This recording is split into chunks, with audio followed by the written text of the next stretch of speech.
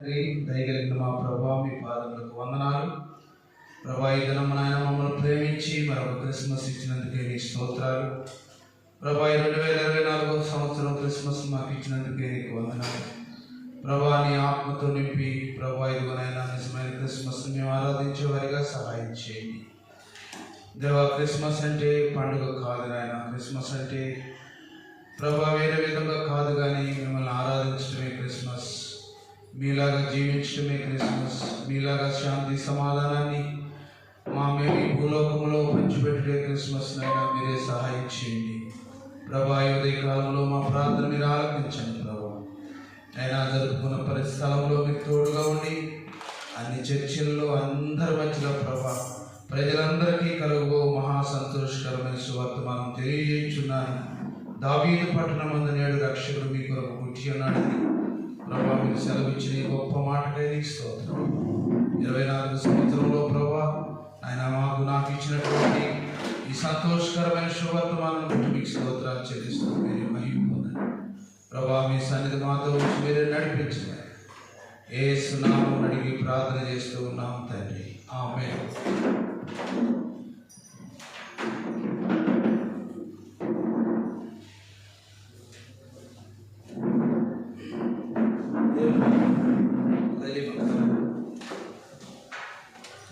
దేవుని వాక్యంలో నుండి లూకా సువార్త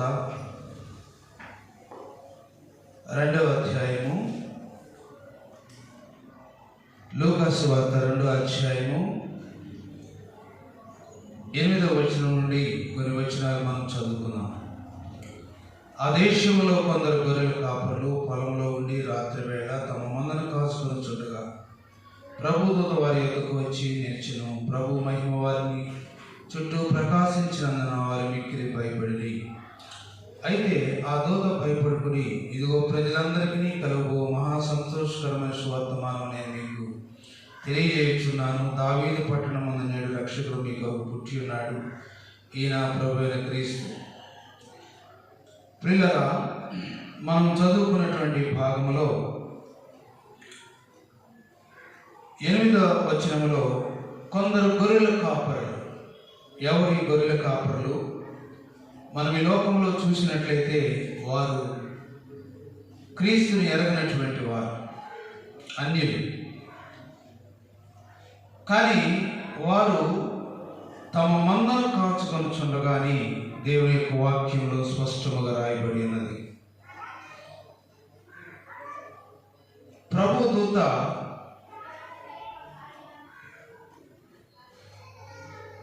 పశువుల తొట్టిలో పరుండు పెట్టినటువంటి బాలుని గురించి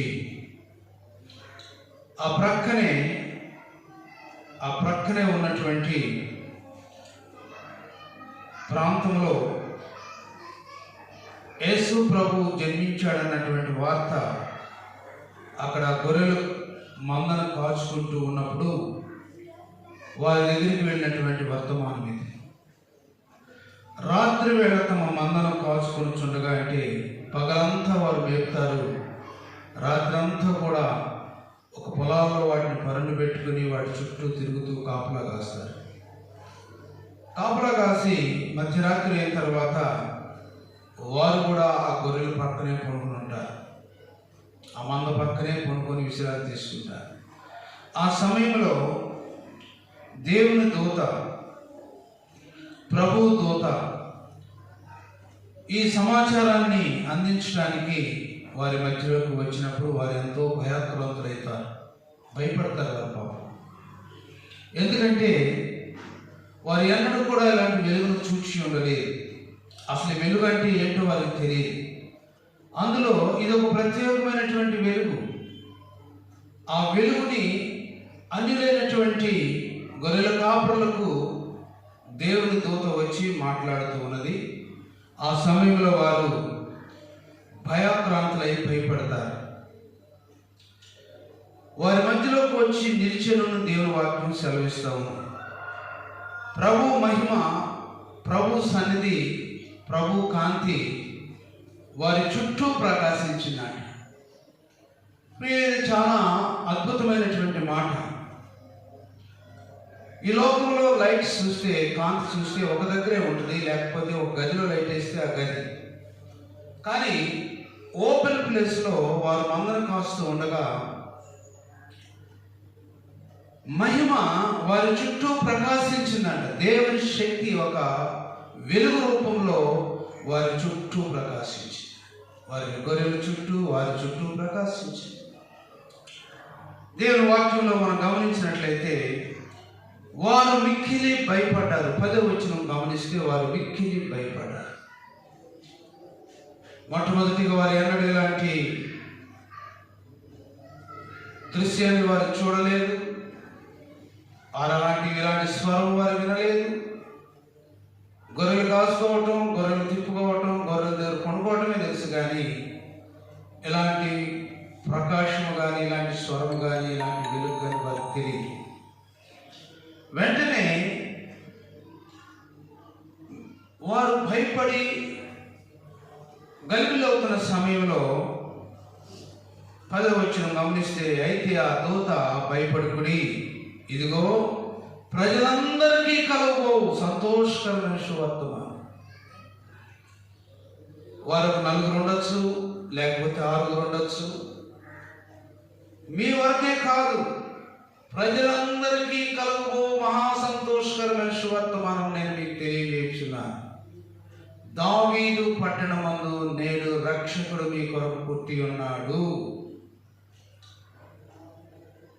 ప్రభు దూత అన్యులైనటువంటి వారు, గొర్రెల కాపరులు పొలంలో నుండి తమ మందను కాచుకొనిచుండగా వారి దగ్గరికి వెళ్ళినటువంటి శుభవర్తమానం, గుడ్ న్యూస్.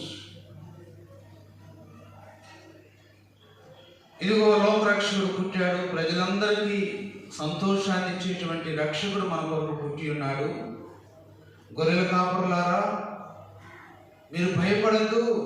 ఇదిగో నా ప్రభు మీ దగ్గరకు వెళ్ళి ఈ దర్శనాన్ని, ఈ వెలుగుని, ఈ మాటలను అందించమని పంపించిందని వారికి అర్థమయ్యేలాగా చెప్తారు.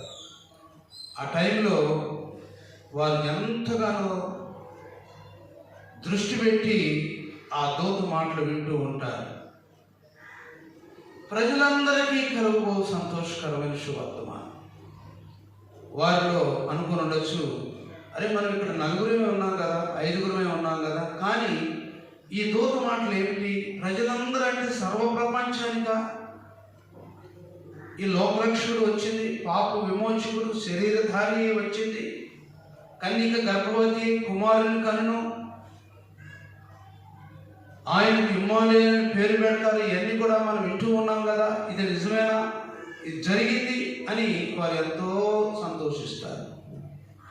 కాబట్టి అన్యులైనటువంటి వారి దగ్గరకు దేవుని సువార్త వెళ్ళింది.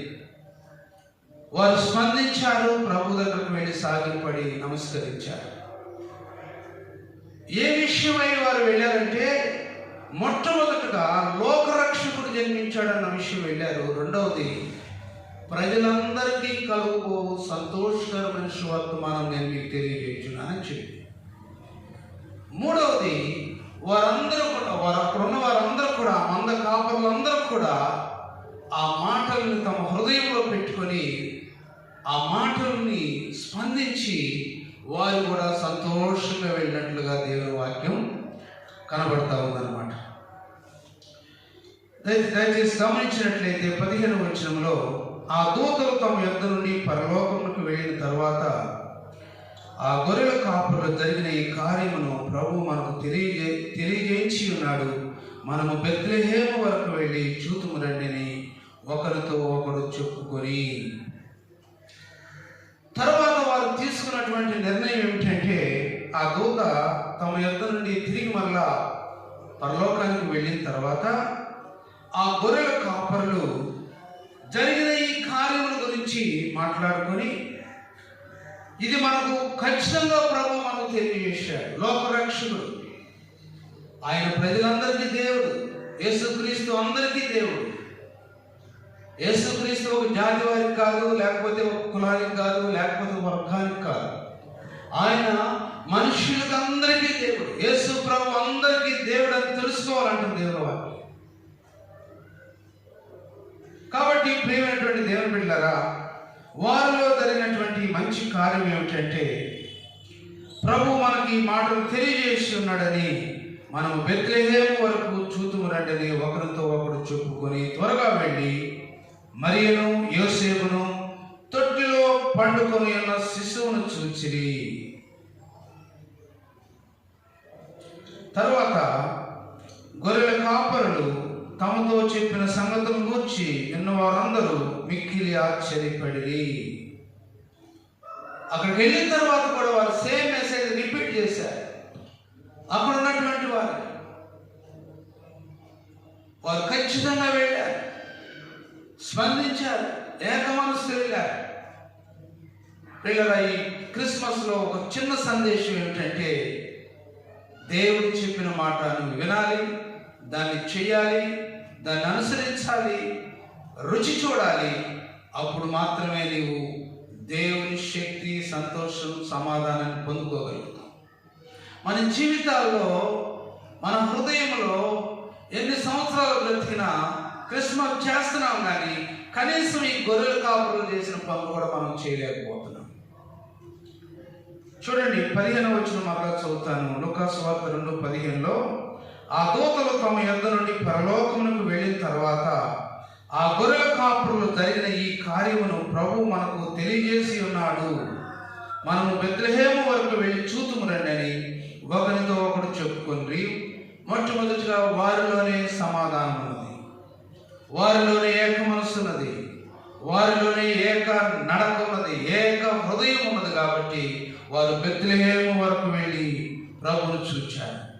రెండవది ఏంటంటే, వారు పొందినటువంటి సంతోషము, వారు అనుభవించినటువంటి ఆ వెలుగు, వారు రుచి చూచినటువంటి ఆ మాటలు 18వ వచనంలో చక్కగా 17వ వచనంలో చక్కగా రాయబడింది. వారు చూచి ఈ శిశువును కూర్చి తమతో చెప్పబడిన మాటలు ప్రచురణ చేసిరి. తర్వాత 18వ వచనంలో గొర్రెల కాపరులు తమతో చెప్పిన సంగతులను గురించి విన్నవారందరూ మిక్కిలి ఆశ్చర్యపడ్డారు. అదండి నిజమైన క్రిస్మస్. నీ మాట, నీ సాక్ష్యం విని అందరూ సంతోషపడాలి. నీ కుటుంబంలో సంతోషం రావాలి, నీ బిడ్డలకు సంతోషం రావాలి, నీ సంఘంలో సంతోషం రావాలి, నీ స్నేహితుల్లో, నువ్వు పనిచేసే దగ్గర నీ సాక్ష్యం విని వారు సంతోషపడాలి. ఇక్కడ గొర్రెల కాపరులు, పామరులు, ఐందవులు, ప్రభు నెరగినటువంటి వారు సుసమాచారం, గుడ్ న్యూస్ వారి దగ్గర తీసుకువెళ్ళినప్పుడు వారిలో 4 రకాలైనటువంటి పద్ధతులు మనకు కనబడతాయి అన్నమాట. మొట్టమొదటిగా దేవుని దూత మాటలను జ్ఞాపకం చేసుకొని జాగ్రత్తగా ఆలోచించారు. రెండవదిగా వారు ఒకరితో ఒకరు మాట్లాడుకున్నారు. మూడవదిగా ఇది ప్రభు మనకు తెలియజేశాడని చెప్పి వారు నిర్ణయం తీసుకొని బెత్లెహేము వరకు వెళ్ళి ఆయన్ని పూజించి, ఆయనకు నమస్కరించి, దూత వారితో చెప్పబడిన మాటలు ప్రజలకు చెప్పినప్పుడు వారందరూ సంతోషించారు. అదే సువర్తమానం. దూత చెప్పిన మాటలు తూచా చెప్పకుండా వారు అనుభవించారు, వారి ప్రక్క వారు అనుభవించారు, ఇతరులు కూడా చెప్పి ఆశ్చర్యమైనట్టుగా చేశాడు. అందుకని లోకరక్షకుడు పుట్టినందువలన ప్రపంచంలో ఆశ్చర్యకార్యం జరిగింది, అద్భుతం జరిగింది. ఈరోజు అందుకే క్రిస్మస్ అంటే ప్రపంచానికే పండుగ, నాట్ ఓన్లీ ఏ రిలీజియన్, ప్రపంచం అంతటికే పండుగ. అందుకే దూత వారితో ఏముందంటే, ప్రజలందరికీ కలుగు మహా సంతోషకరమైన శుభవర్తమానం. ప్రియమైనటువంటి దేవుని బిడ్డలారా, ఈ ఉదయ కాలంలో ఈ క్రిస్మస్ ఆ గొర్రెల కాపురులు చేసినట్లుగా నువ్వు నేను చేయగలిగితే అదే నిజమైన క్రిస్మస్, అదే సంతోషకరమైన క్రిస్మస్, అదే కన్యమేరిపోయిన ఆ నిందలు కానీ, అవమానాలు కానీ, దానికి ప్రతిఫలం మన సంతోషం, మన ఇంట్లోకి వచ్చిన సంతోషం, మన బంధువుల్లోకి వచ్చిన సంతోషం, మన సంఘాల్లోకి వచ్చిన సంతోషం. కాబట్టి ఉదయకాల సమయంలో గొర్రెల కాపురులు ఏ విధంగా ఐక్యత కలిగి ప్రభుని ఆరాధించారో, వారు విన్న మాటలు ఇతరులకు ఎలాగా మెసేజ్ చేశారు, తెలియజేశారు, అదే నిజమైన క్రిస్మస్. దానిలోనే ప్రభు ఆనందిస్తాడు. కనీసం ఈ సంవత్సరం అయినా సరే అలాగా ఆరాధించడానికి, అలాగా ప్రభువును మనం కొనియాడటానికి మనమందరం కూడా ఏక మనసుతో క్రిస్మస్ ఆరాధించి మనం కూడా ఇతరులకు సుసమాచారం అందించేటువంటి ఆ శక్తి ప్రభు మనకు అనుగ్రహించును గాక.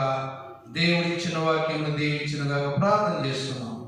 పరిశుద్ధులైన తండ్రి, దయగలిగిన మా ప్రభా, నీ పాదములకు వందనాలు తండ్రి. నీ సన్నిధి మాతో ఉంచి నీ సమాధానం దయచేయండి. మీ నామానికి మీరే మహిమ తెచ్చుకోండి ప్రభా. మీ కృపతో నింపి బలపరచండి. ఆ గొర్రెలు చేసిన మాటలన్నింటినీ కూడా జాగ్రత్తగా మేము కూడా విని నిజమైన క్రిస్మస్ సంతోషాన్ని మేము అనుభవించినట్లుగా చేయమని యేసు పరిశుద్ధ నామములో వేడుకొని ప్రార్థన చేస్తూ ఉన్నాము తండ్రి.